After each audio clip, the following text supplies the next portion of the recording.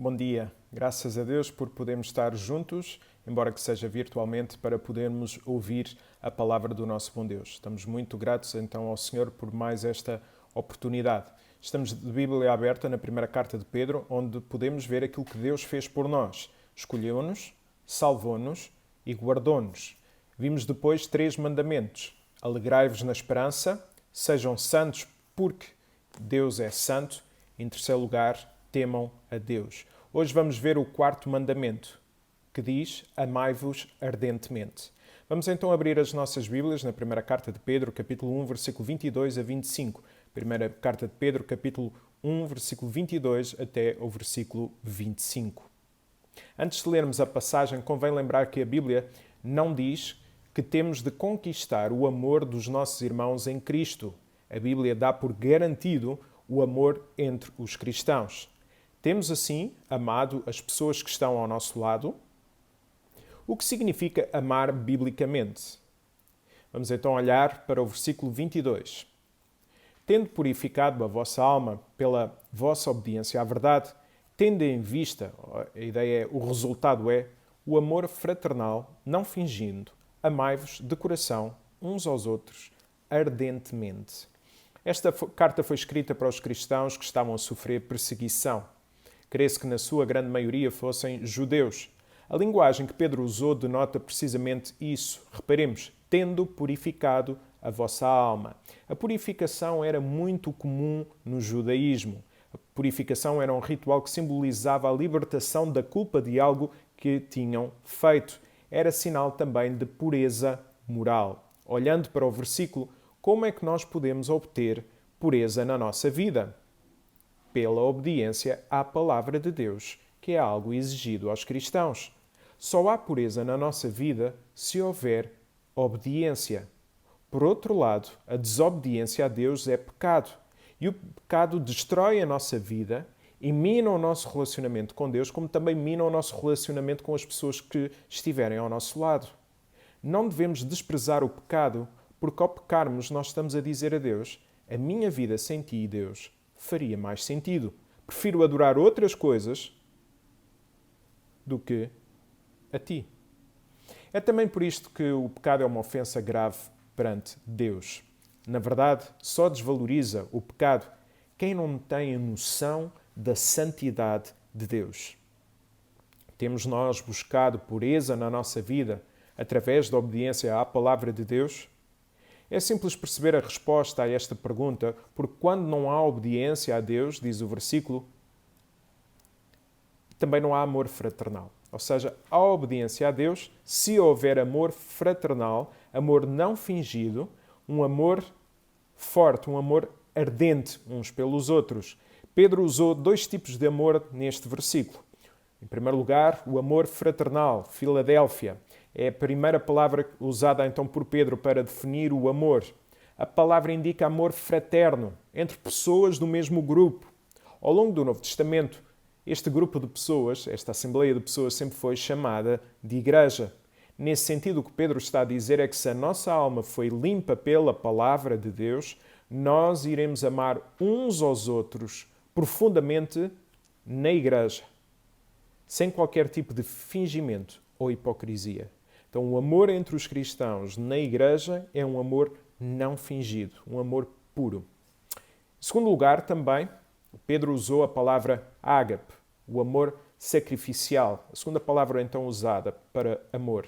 Esta é a palavra usada para o amor que Deus tem por nós. João 3,16. Deus amou-nos sacrificialmente ao dar o seu Filho. Romanos 5,8. Diz que Deus prova o seu amor para conosco em que Cristo morreu por nós, sendo nós ainda pecadores. Então, um amor sacrificial. Então, Pedro, ao usar esta palavra, está a mostrar que os cristãos devem-se amar, não de uma forma qualquer, mas amar-se sacrificialmente, precisamente como Deus nos amou. O amor sacrificial não procura destruir o outro. O amor sacrificial procura, sim, sempre a restauração da vida das pessoas que estão ao nosso lado. O amor sacrificial também não procura retribuição. Eu faço, então devo receber da tua parte. Não. O amor sacrificial também não procura protagonismo. Procura, sim, a glória de Cristo na vida da outra pessoa. Pedro ainda foi mais longe a dizer: amai-vos ardentemente ou intensamente. Qual será o grau deste amor? Até onde vai a palavra ardentemente ou intensamente? Lucas 22, 44. E Jesus, estando em agonia, orava mais intensamente. Então, qual o grau de intensidade na oração de Jesus quando estava em agonia? Era muito, muito grande, até porque Jesus orou sem cessar. O que nos mostra que o amor que devemos ter uns pelos outros deve ser extremamente intenso, tal como Cristo teve para conosco. Recebemos, damos. Quem ama como Cristo não mede o rácio do custo-benefício do seu amor para com o outro. Simplesmente ama intensamente. Olhando então para o versículo 22, este amor será assim: se vier de um coração transformado pela palavra de Deus. Não é por regras, é porque foi transformado por Deus, logo irá manifestar esse amor para com as pessoas. E como é que esta transformação se dá na nossa vida? Versículo 23. Pois fostes regenerados, não de semente corruptível, mas de incorruptível, mediante a palavra de Deus, a qual vive e é permanente. A palavra regenerar aqui significa novo nascimento. Isto é, alguém que nasceu para uma nova vida, uma vida com Deus. Agora, olhemos novamente qual o meio que Deus, através do seu Espírito, dá o novo nascimento. Diz o texto, mediante a palavra de Deus. Tiago 1,18 diz-nos o mesmo. Pela sua própria decisão, Deus trouxe-nos à salvação por meio da sua palavra, para sermos os primeiros frutos do seu mundo novo. Então, Deus trouxe-nos, pela sua decisão, por meio da sua palavra, à nossa conversão. Então, é o meio usado por Deus para a salvação do povo foi sempre através da palavra do próprio Deus. Vamos ver mais um exemplo. Romanos capítulo 10, versículo 13 e 14. Reparem a necessidade. Porque todo aquele que invocar o nome do Senhor será salvo. Qual o meio? Como, pois, invocarão aquele em quem não creram? E como crerão naquele de quem não ouviram? A forma? E como ouvirão se não há quem pregue? Então é fundamental entendermos uma coisa. Não há salvação, não há transformação sem a palavra de Deus. Esta deve ser a nossa principal preocupação. Palavra de Deus, passar a palavra de Deus. Deixa-me dizer uma nota também sobre isto. Vivemos tempos difíceis, tempos em que as igrejas se estão a adaptar para chegar mais longe às pessoas. E muitas vezes o que sinto é que se preocupa muito com os meios tecnológicos, não acho errado, procura-se muito com a estética, não acho errado, mas às vezes esquecemos qual o essencial. Palavra de Deus. Palavra de Deus chegar mais longe. Então Deus determinou que houvesse salvação através da sua palavra. Não há outro meio. Reparemos na parte final do versículo 25. Esta é a palavra que vos foi evangelizada. Ou traduzindo à letra, seria algo como essa palavra que é viva, que é eterna e que não morre. É o evangelho que vos foi pregado. Então aquele povo, mesmo sendo judeu, teve de ser o quê? Evangelizado. O que nos mostra de forma absolutamente clara a responsabilidade que todos temos de proclamar a palavra a toda a criatura, pois sem proclamação não há salvação. Normalmente, quando as pessoas ouvem isto, dizem: "Oh, pastor, o que será daquele índio?" Normalmente é sempre assim. "O que será daquele índio que nunca ouviu a mensagem do Evangelho? O que é que será dele?" Nós só poderemos responder em amor e utilizando a palavra de Deus que essa pessoa, se não ouviu o Evangelho, não há salvação para ela. Será condenada ao inferno. E isso responsabiliza-nos a levar a palavra de Deus a toda a criatura. Sendo assim, a verdade central nestes versículos que vimos hoje é: amai-vos ardentemente, tal como Deus vos amou ao salvar-vos através da pregação da palavra quando nada mereciam. Sendo assim, podemos tirar algumas aplicações para a nossa vida. Em primeiro lugar, amar é evidência de termos sido amados por Deus. O apóstolo Pedro disse que se formos purificados pela palavra, então temos de mostrar amor pelos nossos irmãos. Não é uma regra. Deixa ver, agora devo fazer o quê? Ok, amar. Ok, diz aqui no livro da igreja, devo amar. Não. Um coração transformado pela palavra vai amar as outras pessoas. É consequência natural. E não é com um amor qualquer, é com um amor sacrificial. Se fomos então amados por Deus quando nada merecíamos, quando éramos seus inimigos, então também devemos amar quem não merece. Também devemos amar aqueles que nos fazem mal. Devemos amar, tal como diz a Bíblia, os nossos inimigos. Ou temos dificuldade em amar, em perdoar, pensemos como é que Deus nos ama. Como é que Deus nos perdoou? Foi com base nos nossos méritos? Não. Então, porquê é que nós não amamos os outros da mesma forma? Não perdoamos os outros da mesma forma? Porquê é que às vezes estamos tão concentrados nos erros das pessoas em vez de amar e perdoar? O orgulho. É um combate que nós temos que fazer. É combater contra o nosso orgulho. Isto é um sério aviso, porque a nossa tendência carnal é desprezar quem nos fez mal ou deixar de falar com quem mexeu com a nossa reputação, a nossa dignidade, a nossa vontade. E é muito estranho para mim, às vezes, ouvir cristãos a dizerem eu não falo com a outra pessoa há já 10 anos, porque ela fez-me. Onde é que está o Evangelho? Não está. É falta do Evangelho. Um cristão que deixa de falar com outro cristão é porque ainda não sabe falar com Deus. Um cristão que deixa de falar com outro cristão é porque não anda a falar com Deus. Porque quem fala com Deus, quem tem um encontro forte com Deus, isso terá um impacto tão grande na sua vida que irá amar sacrificialmente a outra pessoa, independentemente do que lhe fez. Naquilo que depender de nós, a Bíblia só permite que deixemos de falar numa ocasião. Uma exceção. Vamos deixar a Bíblia falar mais uma vez. 1 Coríntios capítulo 5, versículo 9 a 11. Disse-vos numa carta para não conviverem com gente que pratica imoralidades sexuais. Não me referia a todos os que no mundo são imorais, gananciosos, ladrões ou adoradores de falsos deuses. Se assim fosse, teriam que fugir deste mundo. Queria dizer que, reparemos, não tivessem contacto com aqueles que se dizem crentes e são imorais, gananciosos, adoradores de falsos deuses, caluniadores, bêbados ou ladrões. Com esses, nem sequer se devem sentar à mesa. Então devemos deixar de conviver, segundo este texto, saudar com aquelas pessoas que, se dizendo crentes, dão mau testemunho do Evangelho através de várias imoralidades sem qualquer tipo de arrependimento. Vou mais longe. Se acontecer isso, as nossas conversas com essa pessoa devem ser sempre chamadas ao arrependimento, chamadas à restauração e não conviver com elas como se tivesse tudo bem nas suas vidas. Para Deus nós podemos e devemos estar à mesa com os piores pecadores. Sim, Jesus fez isso. Mas já não devemos estar à mesa com aqueles que se dizem cristãos e que fazem todas as outras coisas como se nada fosse. Isto é exceção. Isto não deve ser a regra. É exceção e é muito específica. E apenas 2% dos casos que eu ouço talvez façam parte desta exceção. Eu não devo então agir de forma diferente com os outros daquela que Deus agiu e continua a agir para comigo. Pensemos, se Deus agisse com a frieza e desprezo com que muitas vezes nós lidamos com os outros, o que é que seria de nós?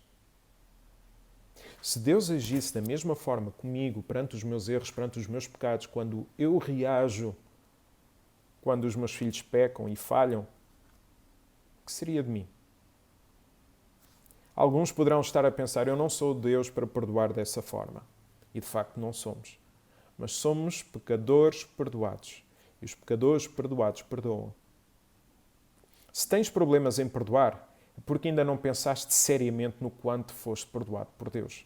Sinceramente, se há dificuldades na nossa vida acerca do perdão, é porque ainda não fomos ou ainda não entendemos a profundidade do perdão que fomos alcançados da parte de Deus. Não perdoar ou desprezar a outra pessoa é um ato de extrema arrogância e de ignorância espiritual perante o que Deus fez connosco. A beleza do Evangelho não está apenas no ato de receber, está também no ato de dar amor e perdão a quem nada merece. Isto criará um testemunho incrível quando nós amamos e perdoamos as pessoas que nada merecem. Queremos ser uma igreja que permite que as pessoas discordem umas das outras, em amor. Porque é precisamente na forma como nós discordamos que percebemos que concordamos no essencial. E é uma bênção quando a igreja percebe que na unidade deve haver diversidade.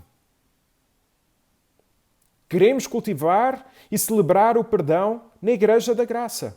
O perdão de Deus para connosco e o perdão entre as pessoas, porque a nós nos foi dado o ministério da reconciliação. E isto é fundamental para a saúde espiritual da Igreja. Só assim conseguiremos viver para a glória de Deus, só assim cumpriremos a missão de fazer discípulos. E há pelo menos duas coisas que nunca devem acontecer numa igreja. Punição em vez de restauração. Se algum dia houver punição perante alguém que assume que cometeu o pecado, essas pessoas irão dizer, se eu soubesse que iam agir assim comigo, preferia estar calado e seguir o meu caminho sozinho. Ninguém ia descobrir. Não. Em segundo lugar, o farisaísmo. Mudar de postura. Alguém confessa o seu pecado e nós mudamos de postura com essa pessoa, pensando assim, eu bem sabia que aquela pessoa era capaz de fazer isto. Oh, Senhor, graças te dou porque eu não sou como o Jonatas. Porque eu sou muito melhor do que ele. A oração do fariseu. Então, cuidado quando nós mudamos de posturas perante quem pecou, em vez de procurar a oração e a restauração da vida da pessoa. Lembra-te, a tua segurança não deve estar no quanto as pessoas gostam de ti, mas na realidade que Jesus te ama. Esta é a tua segurança. A tua segurança não deve estar no quanto as pessoas gostam de ti e que te aceitam, mas na realidade que Jesus te ama e que te aceitou, se tu confessares o Senhor Jesus como teu Salvador e Senhor. E se Jesus te ama, então deves amar as outras pessoas, como foste amado. Desejo ardentemente e oro para que se alguém vier à graça, possa dizer, lá naquela igreja falam com amor sobre o pecado, sobre a graça, sobre o arrependimento, sobre o perdão e restauração. Por isso não tive medo de confessar os meus pecados, de pedir ajuda, até porque tenho a noção de que nunca chegarei nesta terra onde quereria chegar. Esta igreja é muito importante para quem, como eu, caiu na miséria espiritual. Será que ainda não perdoamos a quem deveríamos perdoar? Se houver, olhemos para a cruz. Será que ainda não pedimos perdão a alguma pessoa que devíamos ter pedido? Se houver, olhemos para a cruz. E hoje mesmo possamos tomar a decisão ou de perdoar ou de pedir perdão. Segunda aplicação que nós podemos retirar neste texto é que quem ama, serve. Amor sacrificial envolve serviço para com o próximo. Serviço também na igreja, onde estão todos os cristãos. E este amor é sempre um reflexo do amor de Cristo por nós. É uma evidência de amor quando estamos dispostos a servir na igreja, mesmo havendo coisas nas quais não concordamos. Eu, como pastor, sou o primeiro a não concordar com algumas coisas, mas eu sou chamado a servir, não sou chamado a concordar com tudo. Sou chamado a servir. Essa é a minha chamada, a chamada de qualquer cristão. A mentalidade do espectador, aqueles que mandam opiniões, palpites, para quem está a trabalhar no terreno, não é bíblica, mas destrói as igrejas. Os palpites, as opiniões de quem não faz nada, destrói as igrejas e mina os relacionamentos. É muito fácil fazer críticas e não fazer nada para mudar. Nós somos chamados a servir a igreja, até porque quando não fazemos nada, estamos a deixar o serviço para algumas pessoas e provocamos desgaste a todos os níveis. Isto não é uma atitude de amor. Jen Wilkin, ela tem uma frase muito interessante. Um coração que ama a obra de Deus não deseja que os outros fiquem a trabalhar enquanto ele fica a descansar. Repito, um coração que ama a obra de Deus não deseja que os outros fiquem a trabalhar enquanto ele fica a descansar. Além disso, então, como cristãos, somos chamados também a fazer coisas que não gostamos por amor a Deus e amor às pessoas. Terceira aplicação e última. Amar alguém é entregar-lhes a beleza do Evangelho. Pedro disse que aquelas pessoas tinham sido salvas por meio da proclamação da palavra de Deus. E para que isso acontecesse, alguém teve de proclamar, alguém teve de verbalizar o Evangelho. Esta tem sido e continua a ser o meu compromisso convosco, pregar todo o conselho de Deus, mesmo que me possa ser difícil, mas vou pregar todo o conselho de Deus. E não há amor maior do que fazer de tudo para ajudar o outro a ver a beleza que há em Cristo. Perdemos muito tempo em conversas que não nos levam a lado nenhum, apenas pelo desejo de nos rirmos. E não está errado, mas esquecemos-nos de procurar o Evangelho na vida das pessoas e ajudar a encontrar, essa pessoa a ajudar a encontrar a Cristo e a perceber a beleza que há na sua pessoa. A quem temos amado através da proclamação do Evangelho? Por quem temos orado? Eu oro e desejo ardentemente ver que as igrejas, quando voltarem, possam ver os seus salões cheios de pessoas convertidas. Oro para que Deus use este tempo para trazer novas pessoas, mas que também venha ajudar aquelas pessoas que estão mais distantes a se aproximarem mais de Deus. Que a nossa boca esteja pronta para falar da esperança que há em Cristo. E o nosso desejo para cada pessoa possa ser o mesmo de Isaías capítulo 12, versículo 1 e 2. Eu te dou graças, Senhor, porque estavas irado contra mim, mas a tua ira acabou e tu confortaste-me. Este é o Deus que me salvou. Sinto-me confiante e sem medo, porque a minha força e coragem é o Senhor. Ele é a minha salvação. Ou seja, é pelo entendimento que temos do amor de Deus por nós que conseguiremos amar os outros. E se nos faltar amor pelos outros, ou se tivermos dificuldades em perdoar, conforme vimos, olhemos mais para a cruz. Até porque a nossa mente trai-nos muitas vezes sobre o amor de Deus e ficamos inclusive a pensar, será que Deus ainda me ama depois de ter-me matado? Paulo responde e diz, olha para mim, eu fui salvo. Será que Deus ainda me continua a amar depois de ter roubado? Zaqueu vem e aparece e diz, olha para mim, eu fui salvo. Será que Deus me continua a amar depois de ter adulterado? Vem David e responde, olha para mim, eu fui salvo. Mas pastor, eu tenho um passado muito duvidoso, muito triste, muito pesado. Será que Deus ainda me ama? Raabe aparece e diz, olha para mim, eu fui salva. Mas, pastor, eu continuo a negar vez após vez o Senhor Jesus Cristo. Pedro aparece e diz, olha para mim, eu fui salvo. E no fim, quase por desespero, dizemos, eu não sou perfeito. Eu não posso estar ao pé de Deus. E Jesus responde, olha para mim. Eu vim para salvar-te, pois eu sou o caminho, a verdade e a vida. E ninguém vem ao Pai senão por mim. Não arranjes desculpas. Olha para a cruz. Lembra-te, na morte de Jesus há lugar para ti. Pede perdão a Deus e confia em Jesus como teu Salvador e Senhor. Ama as pessoas incondicionalmente e perdoa. E pede perdão quando falhas. Que Deus nos ajude. Vamos orar? Bom Deus e nosso Pai, nós estamos muito gratos pelo teu amor, pelo teu cuidado para connosco. Obrigado pela salvação. Obrigado porque essa salvação garante-nos uma eternidade. Garante-nos também a presença do Teu Santo Espírito nas nossas vidas. E nós não sabemos que não estamos sós. Ajuda-nos então a olhar para esse Teu amor, para esse Teu perdão e a amarmos as pessoas também da mesma maneira. A perdoarmos da mesma maneira. Que a beleza do Evangelho possa ser vista também na forma como nós vivemos uns com os outros, para que em tudo o Teu nome seja glorificado. É no nome de Jesus que nós oramos. Amém. Damos graças ao Senhor por mais esta oportunidade. Queremos também dizer, se houver alguma dúvida, algum motivo de oração, podem escrever nos comentários ou mandar uma mensagem privada. Alguém também que deseja uma Bíblia, pode mandar uma mensagem privada e nós certamente iremos fazer chegar a Bíblia, como também alguém, se estiver a passar por algum momento de dificuldade a nível da alimentação, por favor, contacte connosco. Nós certamente arranjaremos uma forma de ajudar.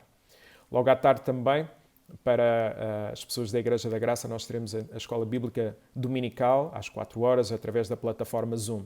Se houver também alguma pessoa que deseje que os seus filhos tenham Escola Bíblica Dominical, podem mandar uma mensagem, entrar em contacto connosco e nós certamente arranjaremos uma solução para que neste momento tão difícil, todas as crianças, júniores e adolescentes possam ter acesso à aprendizagem da palavra do nosso bom Deus. Que Deus vos abençoe ricamente.